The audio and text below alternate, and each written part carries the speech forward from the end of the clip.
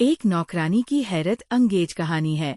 गर्मी में भी मेरी नौकरानी गर्म चादर ओढ़कर आती थी और जब मेरे कमरे की सफाई करती तो अंदर से कुंडी लगा देती। काफी देर बाद जब बाहर निकलती तो कहती, दीदी, आपका कमरा बहुत गंदा था, जिसको साफ करते करते थक गई हूँ। पति से शिकायत करती तो कह देते, ऐसी गलती फिर हरगिज नहीं करना। इतने कम पैसों में कोई काम वाली फिर नहीं मिलेगी। मुझे कुछ शक हुआ कि एक दिन कामवाली को जल्दी छुट्टी देकर खुद उसकी चादर ओढ़कर कमरे की सफाई करने गई। तो कुछ ही मिनट में जो मैंने वहां देखा तो मेरी तो जान निकलने को आ गई। मुझे अपनी कामवाली कुछ बदतमीज लगी थी। दिल करता कि उसे काम से निकाल दूं। मैं अपने पति के साथ बैठे चाय पी रही थी। जब मैंने उन्हें अपनी परेशानी की कुछ बात बताया तो वो एकदम चौंक गए और बोले, बैठे बिठाए, तुम्हें इस गरीब औरत के साथ क्या परेशानी हो गई? एक तो मैं तुम्हारे इस आदत से बहुत तंग हूँ।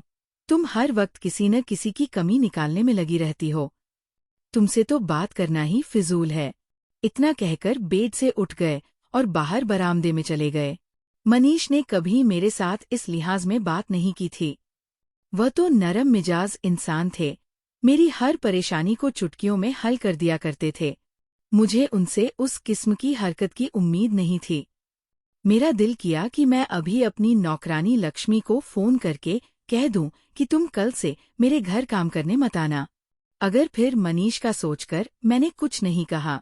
मुझे डर था कहीं वह मुझसे नाराज ही न हो जाए। मैंने फिलहाल उस बात को छोड़ दिया था। मैं किचन में जाकर रात के खाने का इंतजाम करने लगी थी। खाना तैयार हुआ तो मनीष को बुलाने चली गई। मुझे लगता था कि अब अपने कहे पर शर्मिंदगी का इजहार करेंगे, मगर वे तो खामोशी से उठकर बाहर आए और कोई भी बात किए बगैर खाना खाकर उठकर कमरे में चले गए। जब मैं किचन समेटकर वापस आई तो मनीष सो चुके थे। मैं हैरान थी कि इस जरा सी बात पर इस कदर नाराज थे। अगले रोज लक्ष्मी आई तो सबसे पहले मेरे कमरे में चली गई और कुंडी लगाकर सफाई करने लगी। मैं बाहर खिड़की पर खड़े होकर देख रही थी। लक्ष्मी पिछले 20 दिन पहले ही मेरे घर पर काम पर लगी थी। वो बहुत कम पैसों में मान गई। वो अच्छी लड़की थी, मगर मुझसे ये हमारा बंद करने वाली बात पसंद नहीं आई थी। मैंने उसे 2-3 दिन बाद मना भी किया था, मगर वह बोली, दीदी, मैं सबके घरों में ऐसे ही काम करती हूँ।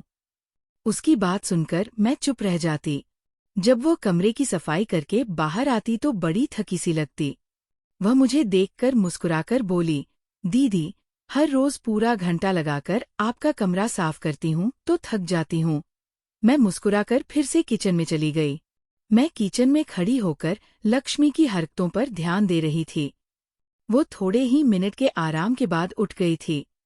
उसने बाहर हॉल की सफाई शुरू कर दी थी। इतनी देर में मनीष भी वहां आ गए। मनीष के आते ही लक्ष्मी ने झाड़ू लगाना छोड़ दिया और उनको देखने लगी। वह अपने कमरे में चले गए।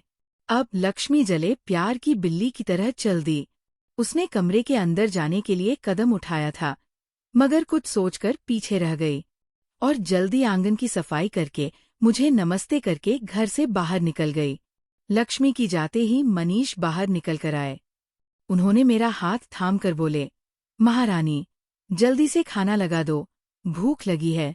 हम दोनों ने बड़े खुशी होकर बैठकर खाना खाया था। मैं मनीष की तरफ से तो निश्चिंत थी, मगर लक्ष्मी की तरफ से दिल में गांठ बन गई थी। ना जाने वो किस इरादे से मेरे घर में दाखिल होती थी। मैंने सोच लिया था कि मैं लक्ष्मी के बारे में कोई भी बात मनीष से नहीं करूंगी। मैं उसकी नीयत जानकर फिर कोई फैसला लूंगी। अगले दिन लक्ष्मी घर में दाखिल हुई तो उसने आज भी चादर ओढ़ रखी थी, जिसमें वो अच्छी तरह से छुपी हुई थी। मैंने कहा, लक्ष्मी, अब तो सर्दी भी नहीं, चादर ओढ़ना छोड़ क्यों नहीं देती? उसकी आंखें एकदम से आंसुओं से भर गई। वह बोली, दीदी, ये चादर बड़ी कीमती है। ये किसी की मोहब्बत की निशानी है।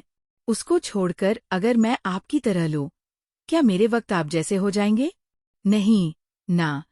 मेरे अगले सवाल से बचने के लिए जल्दी से कमरे में जाने लगी तो मुझे लगा इसे चादर के नीचे छुपे हुए इसके हाथ में कुछ पकड़ा हुआ था। क्या था? वो तो मैं नहीं देख पाई थी, मगर इसने मुझे शक में जरूर डाल दिया था। लक्ष्मी कमरे को अंदर से कुंडी लगाकर बंद कर चुकी थी। मैं परेशानी के आलम में यहाँ वहाँ घूम रही थी। मेरे पति मुझे परेशान देखकर बोले, क्या हुआ? मैं जबरदस्ती मुस्कुराने की कोशिश करती हुई बोली, कुछ नहीं हुआ। इतनी देर में लक्ष्मी कमरा खोलकर बाहर निकली और फिर जल्दी से आंगन की सफाई करने लगी थी। मेरे पति कमरे में दाखिल हुए तो मैं भी उनके पीछे ही कमरे में चली गई, मगर उन्होंने अंदर से कुंडी लगा ली थी। मैं बाहर खिड़की देखती रह गई। लक्ष्मी अपना काम जल्दी जल्दी निपटाकर मनीष के बाहर निकलने से पहले ही जा चुकी थी। मेरे दिमाग में अचानक एक बात आई कि जब भी लक्ष्मी कमरे की सफाई करके बाहर निकलती तो इसके बाद मनीष घर आते। फिर मनीष घर आते ही कमरे में चले जाते और मुँह हाथ धोकर बाहर निकल आते। मैंने अपना सिर माथा पीटा कि मैंने इतनी बड़ी बात कैसे नजरअंदाज कर दी। मनीष कमरे से बाहर निकले तो मैंने खुद को नॉर्मल ही जाहिर किया। हम दोनों ने मिलकर खाना खाया तो मनीष हल्की फुल्की बातें करते रहे थे, लेकिन मेरा दिल तो किसी चीज में भी नहीं लग रहा था। मुझे अपना घर उजड़ता हुआ नजर आ रहा था। मैंने सोच लिया था कि मैं इस परेशानी को तो हल करके ही रहूंगी। अगले शाम जब लक्ष्मी काम पर आई तो मैं बोली, तुम मेरे घर की सफाई का वक्त बदल कर लो। तुम 2 बजे से 5 बजे तक मेरे घर के काम कर जाया करो। लक्ष्मी मुस्कुराकर बोली, दीदी, ऐसा मुमकिन नहीं है। इस टाइम तो मैं आंटी के घर काम करती हूँ। मैंने उसे कहा, तुम वक्त बदलकर आंटी के घर काम कर आया करो। लक्ष्मी मना करने लगी, बोली, दीदी, अगर ऐसा मुमकिन होता तो मैं कर देती। आप मेरी जगह किसी और को काम पर रखना चाहती हो तो रख लो, आपको जैसे अच्छा लगे। मैं चुप कर गई थी। मैं नहीं चाहती थी कि लक्ष्मी जैसी काम वाली को मैं गलतफहमी की वजह से जाने दूं। इसलिए मैंने सोचा कि पहले मामले की अच्छी तरह तहकीकात कर लूंगी। लक्ष्मी मेरे कमरे में चली गई थी और अंदर से कुंडी लगाकर सफाई करने लगी थी। मैं भी बाहर में बैठी हूँ, उसी के निकलने का इंतजार कर रही थी। इतनी देर में मनीष भी घर वापस आ चुके थे। आज मनीष जैसे ही कमरे में जाने लगे तो मैं उनके पीछे ही चली गई थी। पूरा कमरा खुशबू से महक रहा था। मैंने हैरत भरी आंखों से मनीष की तरफ देखा तो मनीष एक डिब्बा दिखाते हुए बोले, एक दोस्त मेरे लिए घर से हलवा बनवा कर लाया था। कितनी अच्छी खुशबू है न हलवे की। मनीष को खुश करने के लिए मैंने हाँ में सिर हिला दिया और खुद किचन में चली गई। मैं किचन में पड़ी कुर्सी पर बैठी गई। मेरी आंखों से आंसू टपकने लगे। मैं जानती थी कि हलवा मनीष के लिए लक्ष्मी ही लाई थी, क्योंकि मनीष तो खाली हाथ ही आया था। मनीष ने मुझसे झूठ बोला। इस झूठ का मतलब मैं बहुत अच्छी तरह जानती थी। एक झूठ को छुपाने के लिए इंसान दूसरा झूठ बोल देता है, फिर सारी जिंदगी झूठ बोलते हुए ही गुजर देता है। मनीष को हलवा बहुत पसंद था। ये बात मैं जानती थी या मेरे ससुराल वाले जानते थे। एक काम वाली को मेरे पति की पसंद नापसंद का इल्म कैसे हो सकता था? किचन में आए तो मुझे रुआसा देखकर परेशान हो गए। बोले, क्या बात है, आज तुम बुझी बुझी सी क्यों लग रही हो? मैंने कहा कि सर में दर्द है, मगर मैं जानती थी उस जवाब से मनीष को तसल्ली नहीं हुई। हम दोनों ने खाना खाया और मनीष वापस कमरे में चले गए, जबकि मैं वापस किचन में गई। आज दिल घबरा रहा था। आंसू खुद ब खुद गिरे जा रहे थे। मैंने नींद की गोली खा ली और जल्दी ही सो गई। सुबह मनीष ने मुझसे पूछा, अगर तबीयत अच्छी नहीं हुई तो तुम्हें डॉक्टर के पास ले चलूं? मैंने उन्हें तसल्ली दिखाई कि मैं अब बहुत ठीक हूँ। मैं ऑफिस चले गए तो मैं उन आंटी के घर चली गई जहाँ लक्ष्मी काम करती थी। उनका घर हमारे मोहल्ले के कुछ ही दूरी पर था। लक्ष्मी उनके घर काम करके चली गई थी, इसलिए मैंने उसकी जांच पड़ताल कर सकती थी। मैं उनके घर गई तो आंटी से इधर उधर की बातें करके मैंने उनसे कहा, मुझे लक्ष्मी पर बहुत तरस आता है। इतनी गर्मी में गर्म शॉल ओढ़ कर आती है, क्यों ना हम उसके लिए एक चादर का इंतजाम कर दें? आंटी मेरी तरफ देखते हुए बोली, लक्ष्मी तो हमारे घर दुपट्टे में आती है, उसने तो सर्दियों में भी कभी गर्म शाल नहीं ओढ़ी। फिर मैंने बातों बातों में आंटी से बात की कि वो सफाई करते हुए ना जाने अंदर से कुंडी क्यों लगाती है। आंटी मेरी बात सुनकर बिल्कुल चौंक गई और कहा, ठीक है, हमें नौकरानियों के साथ नरमी बरतनी चाहिए, मगर हर चीज का एक असूल होता है, एक हद होती है। मैं कभी इजाजत नहीं दूंगी कि वह मेरे बेडरूम को अंदर से कुंडी लगाकर सफाई करे, बल्कि मैं तो इस नौकरानी को काम से ही निकाल दूंगी। मैंने कहा, लेकिन मुझे तो लक्ष्मी ने यही बताया था कि वो सबके घरों में ऐसे ही कुंडी लगाकर सफाई करती है। आंटी बड़ी जोर से हंस दी और बोली, आप तो बहुत ही मासूम हैं। मैं जानती थी कि उन्होंने बेवकूफ की जगह मासूम शब्द का इस्तेमाल किया था। मैं उठकर अपने घर आ गई। आंटी की बातें मेरे कानों में गूंज रही थी। शाम हुई तो लक्ष्मी खुद को गर्म चादर में छुपाकर एक बार फिर से हमारे घर आ पहुंची और आते ही वो मेरा कमरा साफ करने कमरे में चली गई। भी वो कमरे से बाहर आई ही थी कि मनीष भी ऑफिस से लौट आए। मैं किचन की खिड़की के पास खड़ी होकर उन दोनों को देख रही थी जब मनीष गुस्से से चिढ़कर बोले, लक्ष्मी, तुम्हारे लिए बेहतर यही है कि तुम काम छोड़कर चली जाओ और मुझे सुकून से जीने दो। मेरा पीछा छोड़ दो। वो रोने लगी और रोते हुए बोली, उस भार कायनात में मेरा सहारा सिर्फ आप ही हो। मैं आपके बगैर कुछ भी नहीं हूँ। मुझे अपने नाम की थोड़ी सी छाया दे दीजिए, नहीं तो मैं आपकी हकीकत आपकी पत्नी के सामने ले आऊंगी। फिर आप क्या करेंगे? इतना कहकर लक्ष्मी आंगन की सफाई किए बिना ही मेरे घर से चली गई। मैं तो लक्ष्मी के शब्दों पर ही हैरान रह गई। फिर उसके पास मनीष का ऐसा कौन सा राज है जिसकी वजह से वो उनको डरा धमका रही थी? वो क्यों कह रही थी कि मुझे अपने नाम की थोड़ी सी छाया दे दीजिए? बातें किस अनहोनी का इशारा दे रही थीं? मैंने मनीष को खाने पर बुलाया तो उन्होंने मुझे बुरी तरह से झड़प दिया। वह बोले, कैसी औरत हो तुम जो घर का काम नहीं कर सकती हो? घर में हम दो ही जाने हैं, मगर तुम दो लोगों का काम भी नहीं कर पाती हो और भांति भांति की नौकरानियों को घर में लाती हो। इतना कहकर आंगन से चले गए। मैं कमरे में आई तो हलवे की खुशबू ने मेरा दिमाग हिला दिया। आज शायद मनीष हलवा छुपाना भूल गए थे। मैंने कमरे की खिड़की से देखा तो मनीष बड़ी परेशानी की हालत में यहाँ वहाँ घूम रहे थे। मैं तो खुद हैरान थी कि आखिर ये सब क्या हो रहा है। मैं कैसे सारी हकीकत सामने लाऊं? मुझे रह रह कर लक्ष्मी पर गुस्सा आ रहा था, लेकिन मैं इस कदर हालत से मजबूर थी कि उससे कोई सवाल भी नहीं कर सकती थी। मैंने मनीष की मम्मी को मदद करने के लिए बुलाया। वह दूर दराज के गांव में रहती थी, जबकि हम दोनों पति पत्नी मनीष के जॉब की वजह से शहर में रहते थे। मैंने अपनी सास को फोन करके कहा था कि मेरा घर उजाड़ने वाला है, आप आकर मेरे आशियाने को बिखरने से बचा लीजिए। मेरी सास बड़ी भोली मासूम औरत थी। वो अगले ही दिन अपने बेटे के साथ हमारे घर आ गई थी। मनीष अपनी मम्मी को देखकर बिल्कुल भी खुश नहीं थे। वह बोले, मम्मी, शहर में बहुत महंगाई है, आप क्यों आ गई यहाँ? मैं पहले ही बड़ी मुश्किल से गुजारा कर रहा हूँ। अब दो लोगों का खर्चा और बढ़ गया है तो मेरे पॉकेट पर असर पड़ेगा। मेरी सास के आंखों में आंसू आ गए। मैंने मनीष को खामोश रहने का इशारा दिया तो बोले, तुम हम दोनों माँ बेटे के मामले से दूर रहो।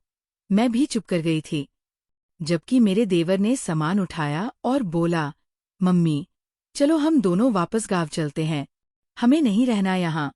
मेरे सास ने मेरी तरफ देखा तो मैंने हाथ जोड़कर अपनी सास से गुजारिश की, जबकि मेरा देवर इस कदर गुस्सा हो चुका था कि मेरे हर बार कहने पर भी नहीं रुका। मनीष उल्टा मुझे ही डांटने लगे, तुम उसे जाने दो, मत रोको। देव चला गया। मैंने अपनी सास को सारी बात बता दी और उनसे बोली कि मनीष कुछ बदल गए हैं, इसलिए मैंने आपको बुलाया था कि आप हम दोनों के दरमियां जो दूरियां आई हैं वो खत्म कर देंगी। शाम हुई तो मैं लक्ष्मी का इंतजार करने लगी थी। मैं अपनी सास को लक्ष्मी के बारे में पहले से ही सब कुछ बता चुकी थी। वक्त गुजरता रहा, मगर लक्ष्मी नहीं आई थी। मैंने मनीष से बात की। अब मेहमान के आ जाने से घर का कम बढ़ गया है, मगर लक्ष्मी आज नहीं आई है। मनीष बोले कि मैं उसे कम से निकल चुका हूँ। आज के बाद वो काम करने नहीं आएगी। तुम जो मुफ्तखोरों को घर में दावत देकर बैठी हो ना, फिर ये तो होना ही था। मैं मनीष के जवाब पर ढगी सी रह गई। उनकी शख्सियत तो इतनी उजली थी, मुझे उनकी तरफ देखकर रोशनी मिलती थी। अब वो क्यों ऐसे हो गए हैं? मेरी सास लक्ष्मी से मिलकर ही किसी नतीजे पर पहुंचना चाहती थी। मैं सारी रात यही सोचती रहेगी, आखिर क्या किया जाए। बस फिर जो जहां में आया, मैंने वही कर दिया। अगले दिन मैं आंटी के घर जाकर बैठी। अपने सही टाइम पर जब लक्ष्मी वहां पहुंची, तो मुझे देखकर घबरा गई थी। मैं बोली, लक्ष्मी, शुक्र है आज तुमने गर्म शॉ नहीं ली हुई। देखो तो सूरज आग बरसा रहा है। फिर मैंने उससे माफी मांगी कि मनीष ने तुमसे गलत कहा है कि हमें कम वाली की जरूरत नहीं है। अब तो घर पर मेहमान भी आए हुए हैं। आज तुम हमारे घर काम पर जरूर आना। मैंने नोटिस किया था कि एकदम से लक्ष्मी का चेहरा खिलकर गुलाब हो गया था। शाम हुई तो लक्ष्मी अपनी गर्म चादर ओढ़कर हमारे घर पहुंच गई।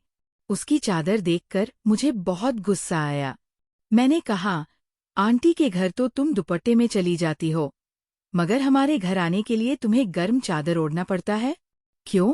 उसने कहा कि घर में मेहमान आए हुए हैं, इसलिए पर्दा किया हुआ है। मैं बोली, नहीं, उसे पर्दा करने की जरूरत नहीं है। मेहमान सिर्फ एक ही है और वह भी मेरी सासू माँ है। लक्ष्मी सिर हिलाकर मेरे कमरे में चली गई थी। आज उसने ज्यादा देर लगा दी थी। मैंने अपनी सास को बाहर आंगन में बैठने को कहा था। बोली, अगर मनीष आएगा तो उन्हें कमरे में ना जाने दीजिएगा। उन्हें किसी ना किसी तरह बातों में लगा लीजिएगा। मेरी सास ने मेरी मदद करने में कोई कसर नहीं छोड़ी थी। मैंने जल्दी से मनीष का 3 पीस सूट पहन लिया था। वह सूट मैंने लक्ष्मी के आने से पहले ही कमरे में छुपाकर रख दिया था। मैं सूट पहनकर कमरे से बाहर खड़ी हो गई। मेरा चेहरा दूसरी तरफ था। वह मुझे पहचान नहीं पाई थी। वह बोली, और उसके शब्दों ने मुझे धोखा दे दिया था। वह बोली, मनीष, आपकी मम्मी आ गई है। अगर आप इजाजत दें तो मैं उनसे मिल लूं। मैं बोली, लक्ष्मी, आज तुम मुझे अपनी हकीकत बता ही दो।